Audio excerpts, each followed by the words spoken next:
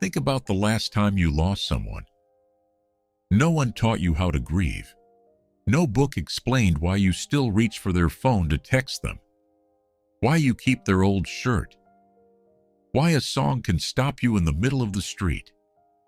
You might think this pain is a flaw, something to fix, to medicate, to get over. But for over 100,000 years, your ancestors felt exactly what you feel right now. And what they did about it might be the most human thing we ever did. Let's start with what we can actually prove. In a cave in northern Iraq called Shanidar, archaeologists found the body of a Neanderthal who died around 70,000 years ago. He hadn't been dumped or abandoned. He had been placed carefully, deliberately. And around him, researchers found clusters of ancient pollen, as if flowers had been laid beside the body. Scientists still argue about the flowers, but no one argues about this. Someone cared enough to bury him. And in that same cave lay another body, a man we call Shanidar I. His bones tell an incredible story. He had survived a crushing blow to the head that left him blind in one eye. His right arm was withered and useless. He had a damaged leg, and he limped. Injuries like these should have killed him in a world this harsh. But he lived for years, which means someone fed him. Someone protected him. Someone refused to leave him behind. They cared for the living long before they buried the dead. And he wasn't even the first. Maybe you're thinking, but these are Neanderthals, not us. So go deeper in time. In Spain, at a site called Cima de los Huesos, the Pit of Bones, the remains of at least 28 individuals were found at the bottom of a 13-meter shaft. They didn't fall there by accident over and over. The bodies appear to have been deliberately placed. This was 430,000 years ago. And among all those bones lay a single beautiful hand axe, made of red quartzite, unlike any other tool at the site. Researchers nicknamed it Excalibur. It may have been the first object ever left as a gift for the dead. 500,000 years ago, before our species even existed, something inside us already refused to treat death as nothing. And then came color. Across the world, in Wales, in Russia, in Australia, archaeologists keep finding the same thing. The dead covered in red ochre, a red mineral powder ground by hand, sprinkled over bodies before burial. In one grave in Wales, a young man from 33,000 years ago was buried in so much red ochre that for over a century, people called him the Red Lady. Red, the color of blood, the color of life. They were giving it back to the people who had lost it. This wasn't survival. You don't paint a body to eat better or stay warmer.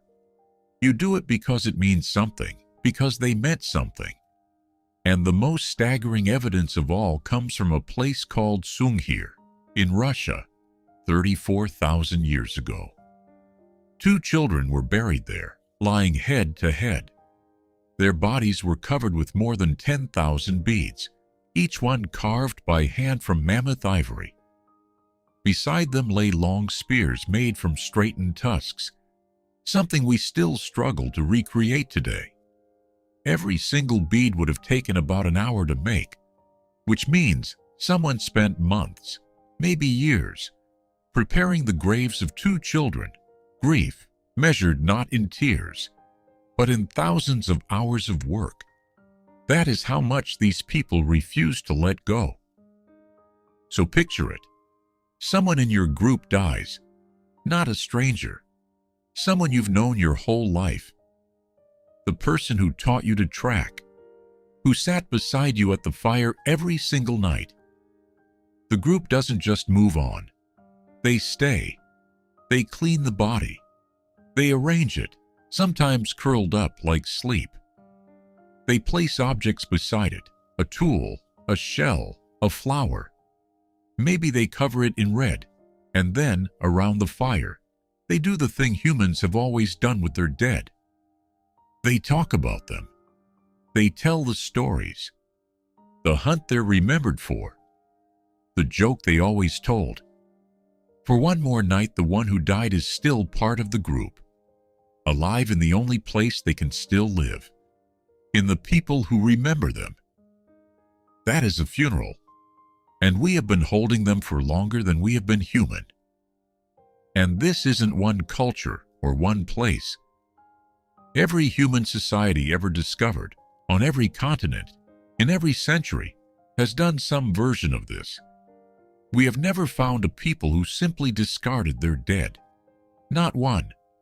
The rituals change: burial, fire, water, sky. But the impulse underneath is always the same. When someone we love dies, we cannot bring ourselves to treat them as nothing. Here's what modern neuroscience now understands about why this hurts so much. When you love someone, your brain builds a map. It learns to always expect them. It writes them in as a permanent fixture of your world. Always there, always coming back. And when they die, that map doesn't update overnight. So your brain keeps predicting them. It expects to hear their voice in the next room. It reaches for the phone, that gap between what your brain still expects and the empty space that's left behind. That gap is grief. Grief isn't weakness. Grief is love with nowhere to go. It's the price of having bonded so deeply that another person was written into your own wiring. So the next time grief catches you, months later, even years later, and some quiet voice tells you that you should be over it by now, remember this. 100,000 years ago, someone knelt in a cave and laid flowers beside a body. 500,000 years ago, someone carried the dead to a quiet place and left behind a single beautiful stone. They had no religion telling them to, no therapist, no words for what they were feeling. They did it because the love didn't stop when the heartbeat did.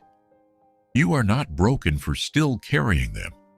You are doing the oldest, most human thing there is. We have always refused to let the people we love simply disappear.